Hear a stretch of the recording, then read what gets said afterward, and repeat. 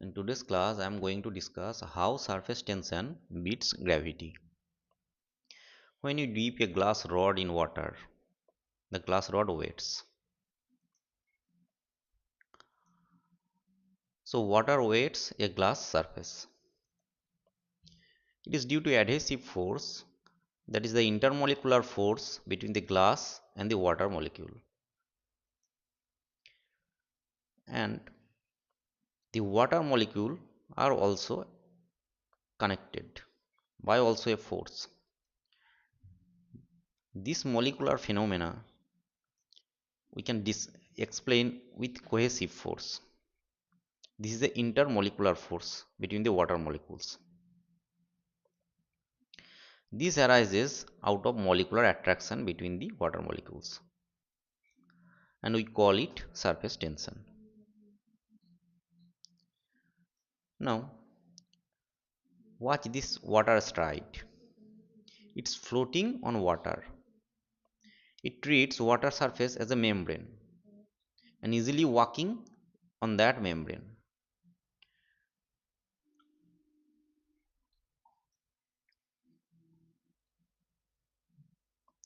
Now see its leg on this membrane. This keeps this water stride floating on water surface. So why? Because due to surface tension,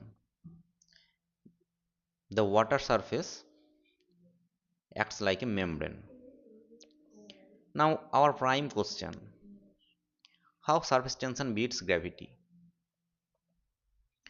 When we dip a capillary tube, here is a capillary tube. It is a tube of very small diameter of the order of few millimeter or less than a millimeter, and it ranges from micrometer to millimeter. So such thin tube, when it is deep in water, we see water level rises inside this tube, and this rise is against gravity. So if we magnify this,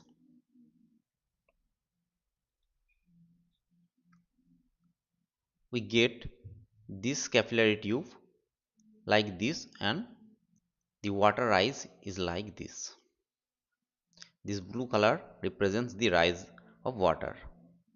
Now our prime question is, who supplies this increase in potential energy? When this water increases through this capillary tube, its gravitational potential energy increases. So who supplies this potential energy? Who causes this increase in this capillary tube? To find the answer, we proceed. And another question is, who limits this vertical rise? We have drawn this picture. This is a picture of capillary rise. You see this surface is a semi-spherical surface inside this, and at this surface the surface tension force acts, and it has a component along the vertical direction and also in a horizontal direction. Here we focused in vertical direction component. T cos theta. T is the surface tension of the liquid. Here it is water. Now when we see this from above, it is a circular loop, and at every point the surface tension acts in vertical upward direction. So total surface force in this perimeter is 2 pi r times t cos theta. So total vertical upward force is 2 pi r t cos theta. So this force is responsible for this vertical rise. Now let the capillary rise is of height h. Then weight of this liquid or of this water of height h and radius r is pi r square h rho g, we take the density of water as rho.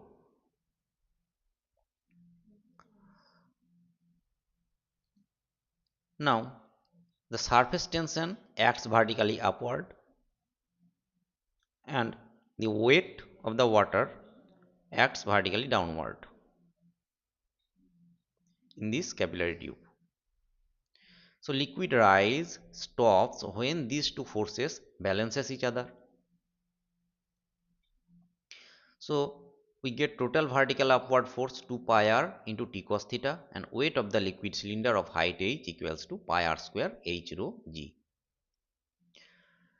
Now we equate these two forces and we get 2 pi r into t cos theta equals to pi r square h rho g.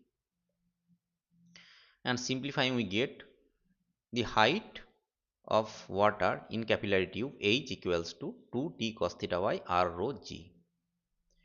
Now in this equation, the surface tension T is a constant.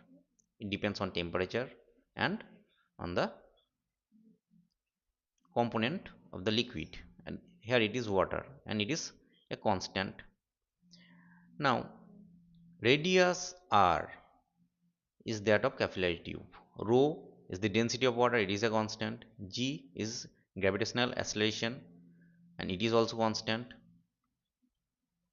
And this angle theta for water with glass rod, this is also constant.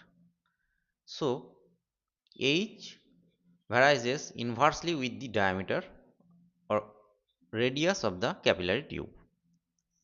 So if the capillary tube is too narrow, then the height is greater. Now why we take the only vertical component of surface tension? We focus here.